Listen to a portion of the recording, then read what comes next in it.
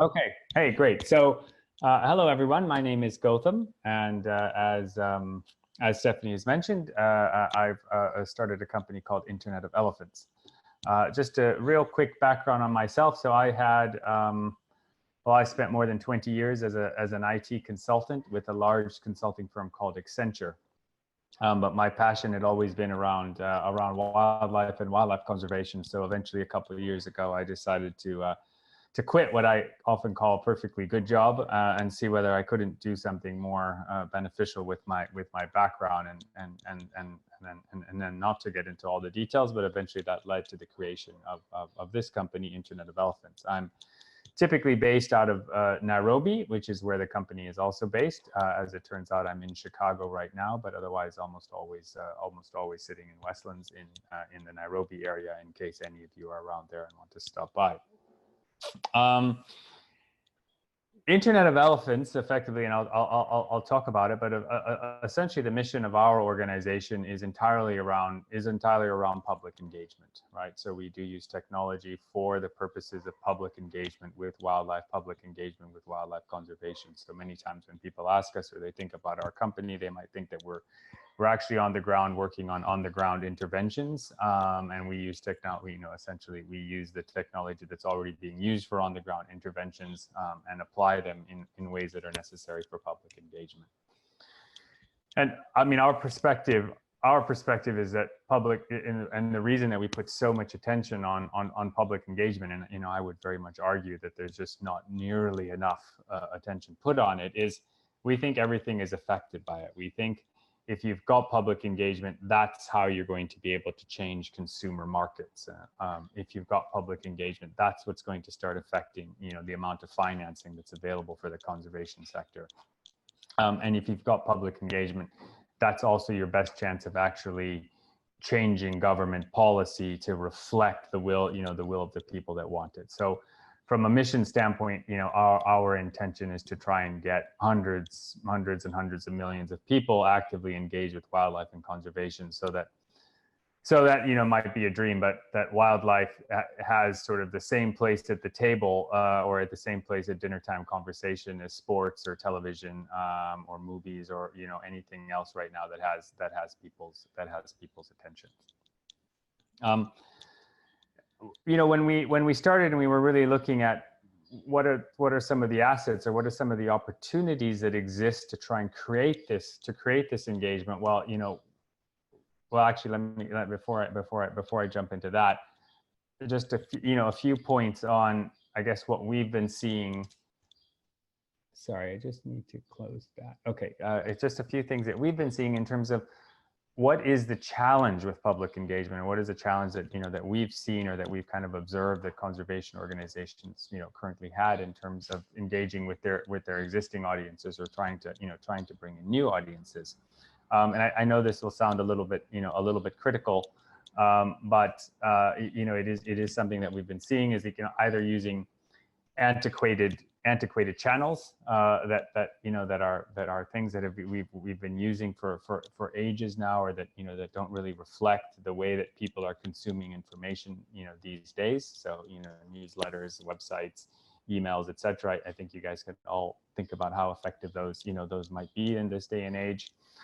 We also see a lot of episodic campaigns. So with this desire to have an immediate outcome comes very big bursts of campaigns that last for a very short period of time, maybe result in something that you can say had a lot of effect, but then quickly lose people's attention immediately after they've happened. We also see that we have a tendency to look at everything from our own point of view. So we think about ourselves as conservation organizations and what it is that we need, as opposed to what most businesses would do and think about what their customer needs. So how can we actually look at conservation? How can we look at getting involved in wildlife conservation from the eyes of the consumer as opposed to the eyes of the organization? And then also, the possibility of creating partnerships, and it's getting. I do think this is something that's getting better. But how are conservation organizations, partnering with other organizations that already have eyeballs, that already have distribution capability, set in, and thinking creatively about the ways to reach new people. So as I was saying before, as we now started thinking about these challenges and the opportunities that we have and the assets that we have, we kind of zeroed in on a couple things. One of which is exactly what Stephanie was just talking about, which is the tremendous capabilities that we now have in terms of gathering data. And thanks, Stephanie, for this slide. I think it came from your from the Tech for Wildlife Photo Challenge. Incredible amounts of data that are being captured by people within this group and a number of others. That's of course fantastic for for scientific purposes, for enforcement purposes, for intervention purposes.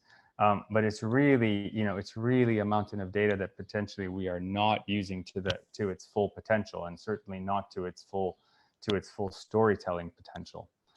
So if we take the fact that we as a sector have all this data, we have this tremendous asset of this data, and then we look at another opportunity, which is the popularity, the popularity of games. And it may not seem like an obvious correlation, but we'll talk about that in a second. But there are, I think I might have this number wrong. I think I saw something yesterday that said it's not, it's now 2.66 billion people that play games around the world online, and that's just online games. That equates to around 156 billion hours being spent playing games every year, and $140 billion. And I saw the newest report today, actually, that came out that said that that's anticipated in 2020 it will be $156 billion that are spent playing games. This transcends age. Often when I talk about games, the immediate reaction is associated with like, oh, okay, great. Are you is this for kids? Do you have kids in your focus?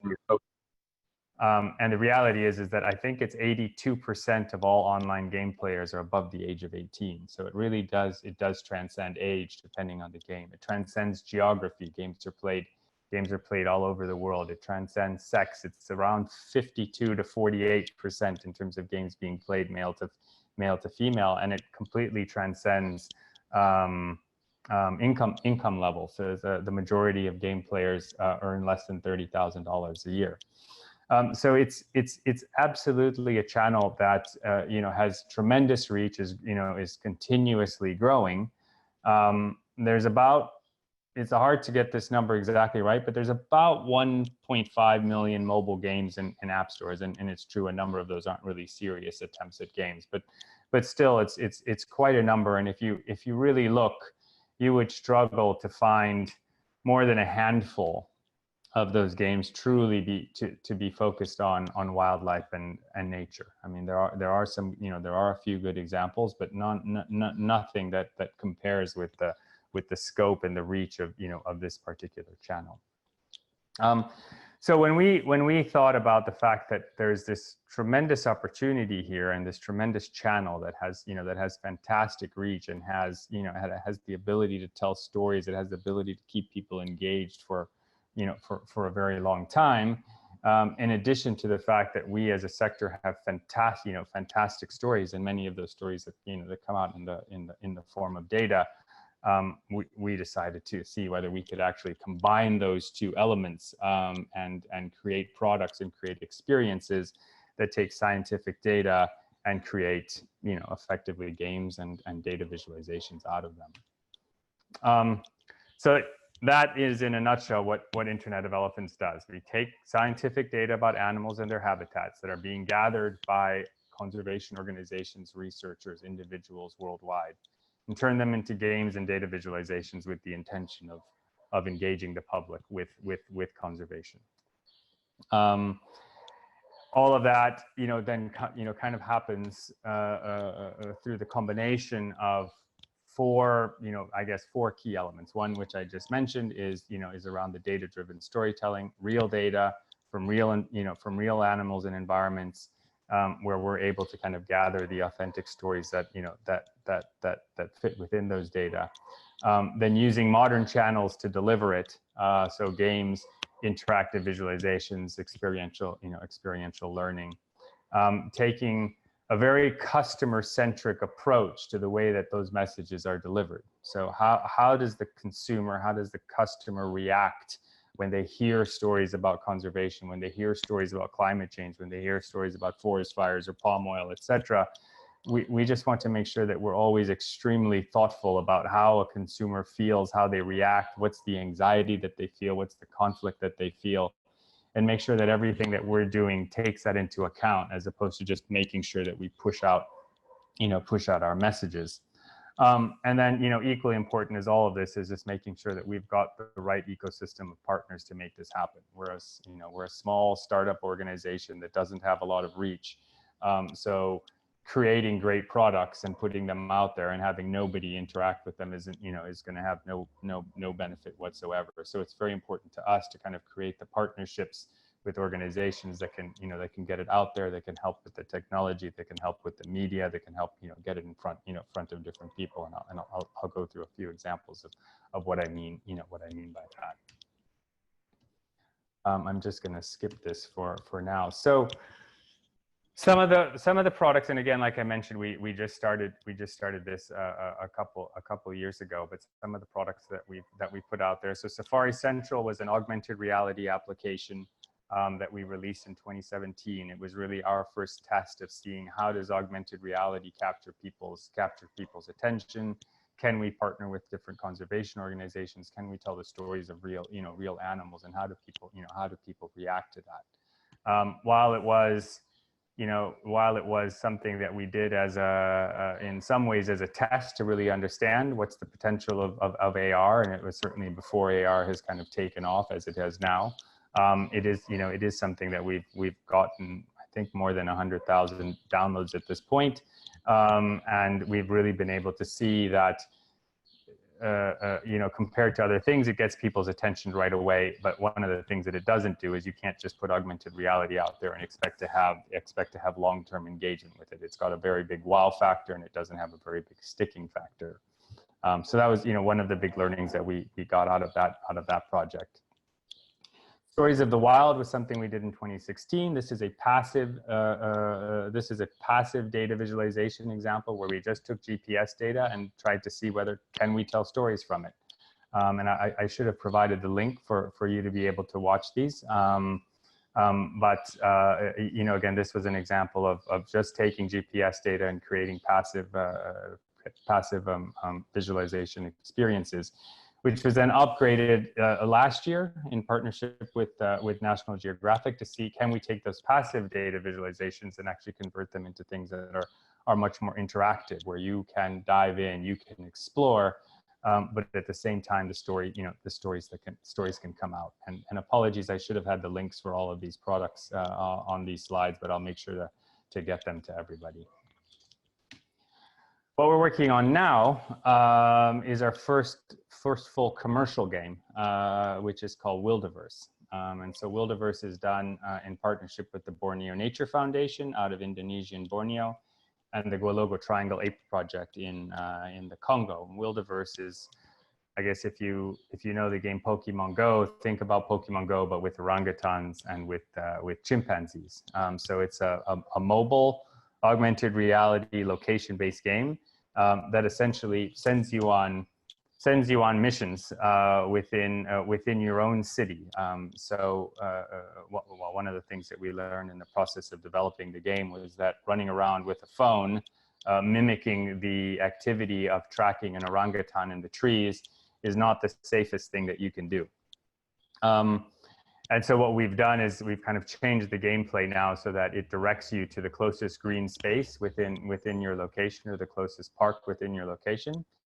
And once you arrive, within that particular park, your role as the player in this game is to try and track Fio, the orangutan, who is a real orangutan living in Sabangau Forest in Indonesia, or track Buka, the gorilla, who is a real silverback lowland gorilla living in the northern Congo. Track them in augmented reality, find and collect data that exists about those particular animals, interact with conservationists who are fictional but based on real life people that work at these these particular organizations, and the main drivers of how the conservation messages come through. You can lay camera traps, see the photos that are coming from the camera traps, which are, of course, not real-time photographs, but again, based on real photographs that have been taken in those particular locations, and all the while kind of understand your progress, both through the game as well as the type of knowledge that you're getting from it. Just to give you a little bit of an example of of what it looks like. This is work in progress. We do have a user test that's going on right now, so if you're interested in taking a look at a very early beta, you can absolutely let me know. But this is a little bit what it looks like to walk through a virtual forest, an augmented reality forest, and see Fio the orangutan walking through the trees and try and keep up with her. Like I mentioned, some of the user feedback that we've gotten is that it hurts your neck a lot, which is really cool, because the reality is looking for orangutans in trees actually does really hurt your neck a lot. So we kind of got it right there, but it's no fun to play a game that hurts your neck. So we're in the process of trying to make adjustments to the gameplay and to the experience so that it can still have that realistic feel of trying to track her and what that and what that's like without causing safety issues or without causing pain to the players. So Wilderverse will be ready in October of this year. We'll probably be doing a quiet launch of it. We haven't yet determined where that quiet launch will be, but we'll be doing a quiet launch of it in October, and then we'll be doing a much larger full-blown launch in the US and the UK in the spring in partnership with Chester Zoo and Zoo Atlanta, who will be doing a lot of the heavy lifting around the marketing, which is an example, like I indicated, of creating partnerships to help us, get these products in front of the right audiences. Just some ideas of other things that we're also currently working on. Wilderverse is the main thing that we're working on right now, but we're also working on a collaboration with Runtastic and Adidas, where you can compare your activity, how many steps you've taken, how many active minutes you've had during the day, and start comparing and competing that activity with real animals in the wild, again based on their GPS data. So I can see that I had 3 active hours today, and I walked 15,000 steps, and I can then go ahead and compare that and compete and create little challenges and see what Muituria the elephant may have done, or what a snow leopard in the Himalayas may have done, or any number of animals. Ideally, there's always an animal that's at your fitness level, or that's at a fitness level that you aspire to be at. Runtastic has 250 million people that have downloaded their application. So, again, a really interesting way of using data that's already being collected in the field, and in some way telling stories about those animals to a much larger audience than we could ever hope to do in other ways. We'll be working on, as part of a fellowship with National Geographic, a gamified data visualization, another data visualization, this time about Gorongosa National Park. And taking the interactive element and seeing how that can be gamified, and that will start in October. We're currently working on a marketing activation campaign for 6 different African mammals, all of which are associated with different conservation organizations, in collaboration with a mission-driven cosmetics company. I can't really mention the name, but I'm sure if you do a search, you may find it, and as soon as that's official, that will start making some noise.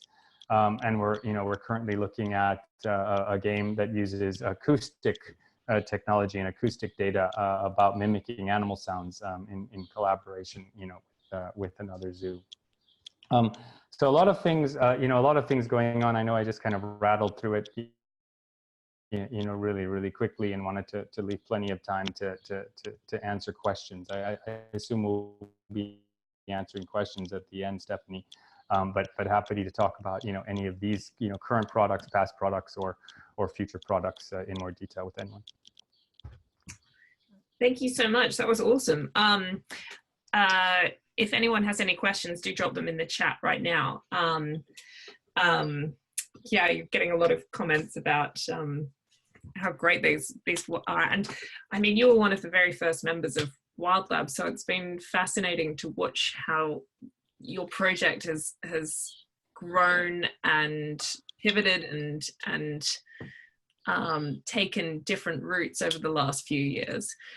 I was wondering, I think there's a couple of questions I had that I think we've got some time now to chat with you specifically. And what you're talking about is engaging people, but I was wondering if you could speak a little bit about the next step. And it's one thing to like have people downloading Pokemon Go like games, but what does that do? Like, how does that change their behavior, and what's the impact of engaging people? Yeah, sure. I think the hardest, well, one thing I think that's very important is that every product needs to have a very specific objective, right? So engagement is such a general term. Yeah. And it's very easy for, like when you're just kind of talking about the company, it's just very easy for me to say like our goal is to engage people with wildlife and conservation. But each product has to have a much more specific objective and goal around engagement, so that you don't try and cover everything. So, for example, Wildiverse's intention is very specifically to try and get people involved in projects or get involved in activities that are very local to where they are. Mm-hmm. Yeah.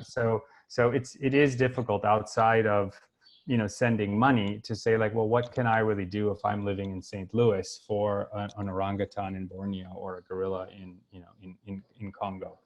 And so in our conversations with a lot of the organizations that are involved, we decided that, okay, how can we promote what's happening in St. Louis?